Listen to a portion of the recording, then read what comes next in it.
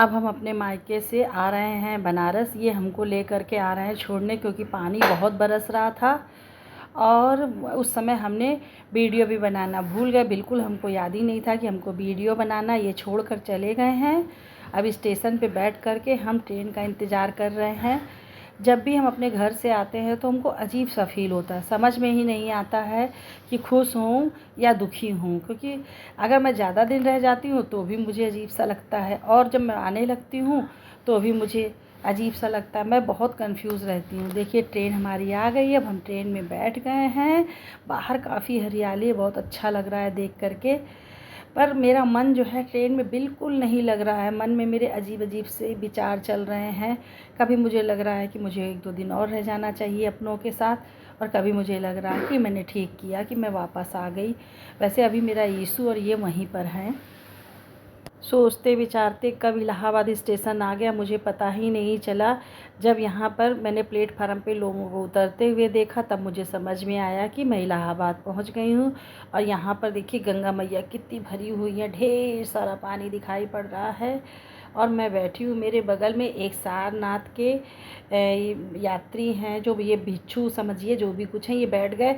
तो अब मैं कुछ और भी बात नहीं कर पा रही। अगर कोई और बैठता थोड़ा बात करती तो हो सकता मेरा मन हल्का होता, क्योंकि यहाँ पे हम लोगों को भाषा की प्रॉब्लम हो रही थी। मुझे नेपाली नहीं आती और उनको ठीक से हिंदी नहीं आती। देखिए यही सब सोचते विचारते कब बनारस आ गया पता ही नहीं चला। और जब ट्रेन में अनाउंसमेंट हुआ तब मुझे पता चला कि बनारस आ गया। स्टेशन पर उतर कर मुझे अंदर से थोड़ी सी खुशी महसूस हुई। Kanpur central, Prayagraj junction, Varanasi, platform क्रमांक 1 पर 1501 Kashi express from Lokmanya Tilak terminus to Gorakhpur. अब इसके बाद ऑटो करने के लिए मैं आगे बढ़ रही हूँ, क्योंकि ऑटो करके ही घर जाएंगे तो ठीक रहेगा। और 1-2 लोग मिल जाते हैं, थोड़ा सा बातचीत भी करिए तो मन भी थोड़ा चेंज हो जाता है। मैं इसीलिए ट्रेन में बहुत बोर हुई, क्योंकि मेरे बगल में कोई भी अच्छा नहीं बैठा था जिससे कि मैं बातचीत कर सकती। अच्छा का मतलब कि कोई लेडीज़ नहीं बैठी थी जो थोड़ा मुझसे बातचीत करती, इसलिए मेरा मन और भी अजीब अजीब सा लग रहा था। ये देखिए मैं आ गई अब बनारस।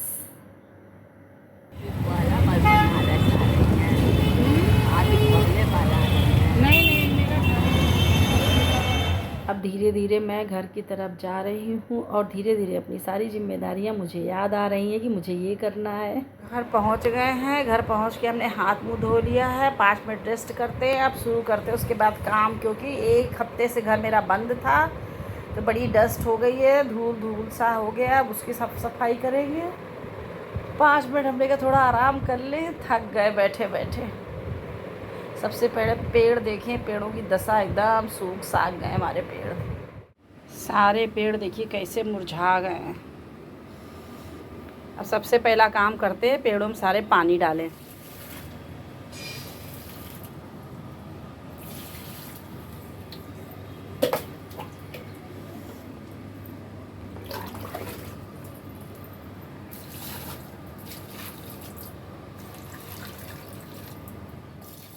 पानी डाल दिया पौधों में, और अब पानी डाल के आ गए हैं अंदर। वैसे हमने गमलों को किनारे रख दिया था जिससे पानी पड़ता रहे। अब ये देखिए जो है आ गए हैं। वॉशिंग मशीन लगा लेते हैं, क्योंकि इस समय अगर वॉशिंग मशीन लगा लेंगे कपड़े धुल जाएंगे तो रात भर में हमारे कपड़े अच्छी तरह से सूख जाएंगे। अब यीशु के रूम को सही कर देते, साफ़ कर देते, क्योंकि सवेरे ही आएगा तो रूम साफ़ रहेगा। सुबह 5 बजे करीब आ जाएगा तो अपने रूम में आकर के सो जाएगा। इसलिए इसकी चादर, तकिया, गिलाफ ये सब हम बदल दे रहे हैं, क्योंकि इसके पहले हमारे घर में एक गेस्ट आए थे तो इस रूम में सोए थे तो हम बदल नहीं पाए थे। हम लोग को कानपुर जाना पड़ गया था। अब हम सब कुछ इसका नीट एंड क्लीन कर देते, जिससे बच्चा सवेरे आवे तो आराम से सो जाए। देखिए हमने 2 तकिया में 2 तकिया का कवर लगा दिया है। पता नहीं क्यों मुझसे अक्सर ऐसा होता है, मैं भूल जाती हूँ एक ही जैसा कवर लगाना। मैंने अलग अलग लगा दिया। अलमारी वगैरह सब हमने साफ़ कर दिया, तकिया का कवर भी चेंज कर दिया, बेडशीट भी चेंज कर दी है। और अब जो है ये गद्दा रखा हुआ है, क्योंकि इसके पापा आएंगे ना तो वो ज़मीन में सोएंगे। उनकी पीठ में थोड़ा दर्द हो रहा है, उनको डॉक्टर ने बताया, तो इसी बेड पे हमने गद्दा रख दिया है। अब हम जाते हैं, सो गए थे और सुबह उठे हैं तो बड़ी बंदरों की आवाज़ आ रही थी। इस समय हमारे फ्लैट में बंदर हैं नहीं, पर आज हमने देखा तो बंदर फिर से आ गए हैं।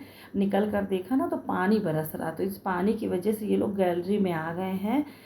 भीग रहे होंगे और कहीं से इनको खुला मिल गया होगा तो ये गैलरी में आ गए। पहले बहुत आते थे, अब नहीं। हमने नहा लिया, अब हम जा रहे हैं नीचे मंदिर में जल चढ़ाने। बोले भोलेनाथ सदा शिव राधे शिव पंचानन राधे हंसासन गरुड़ासन भगवान साधे। ओम हर हर हर महादेव। दो भुज चार चतुर्भुज दस भुज अति शोभे दस भुज अति शोभे। तीनों रूप निरखता त्रिभुवन जल मोहे। ओम हर हर हर महादेव। अच्छा ओम हर हर हर महादेव। जो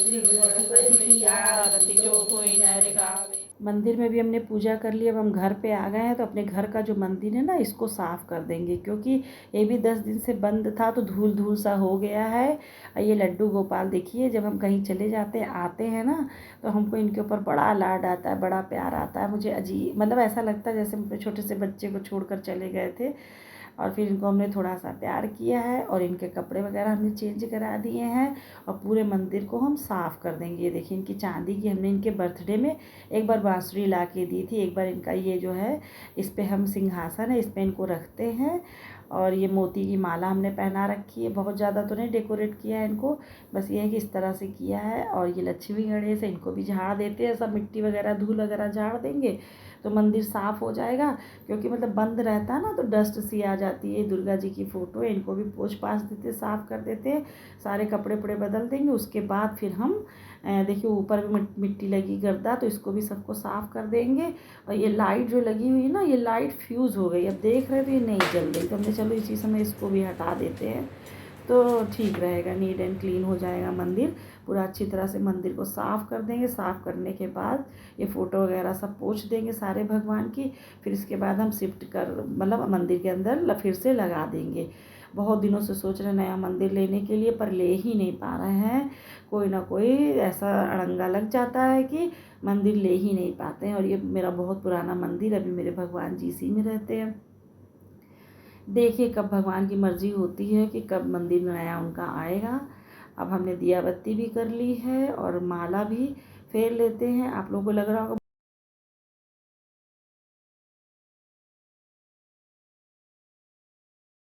इसलिए लग रहा है। और कानपुर से ये ठग्गू के लड्डू लेकर के हम आए थे, तो हमने कहा चलिए इनका भी भोग भगवान को लगा देते हैं, जिससे कि फिर ये प्रसाद के रूप में हम इसको खा भी सकें। क्या अभी जो है यीशु भी आ गया है, वो आके अपना सो रहा है और हम ये पूजा वूजा करने में लगे हुए हैं। और इसके बाद भोग भी लगा दिया है लड्डू का। अब हम जा रहे हैं, चाय बनाएंगे, चाय पियेंगे। पूजा कर ली है मैंने और बना लिए देखिए चाय। अब हम जा रहे हैं चाय पीने। पता नहीं क्यों यहाँ बैठकर चाय पीना मुझे बहुत अच्छा लगता है, क्योंकि इधर खुला खुला सा है और ऐसे दिखता रहता है, हवा भी ठंडी ठंडी आती रहती है। यहीं बैठकर चाय पीना मुझे बहुत अच्छा लगता है। पूरे घर में मुझे यहाँ बैठकर चाय पीना, अगर ये लोग नहीं रहते तो इस रूम में यहीं बैठकर मुझे चाय पीना बहुत अच्छा लगता है। अगर ये लोग रहते तो फिर मैं हॉल में पीती हूँ। शाम हो गई है, शाम को हम मंदिर में चले गए थे, तो मंदिर हमारा बहुत अच्छा सजा हुआ है और काफ़ी अच्छा श्रृंगार पंडित जी ने कर रखा है। और भजन कीर्तन भी हम लोग सब लोग मिल कर के कर रहे हैं। इस प्रकार से हम लोग जो है पहुंच गए हैं मंदिर में। अब पहले आपने देखे होंगे भगवान जी रेड कपड़ा पहने थे, अभी ग्रीन कपड़ा पहने। ये कपड़ा हमने भगवान जी को सावन में अपनी तरफ से पहनाया हुआ है। अगर आप लोगों को मेरी बनाई वीडियो अच्छी लगी प्लीज़ वीडियो को लाइक करिएगा, मेरे चैनल को सब्सक्राइब करिएगा और ज़्यादा से ज़्यादा शेयर करिएगा।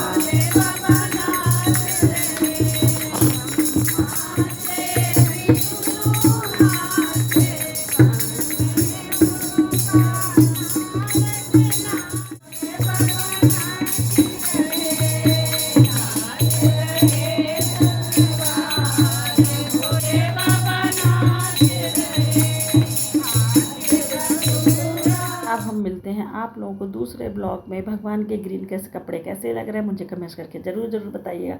Bye bye.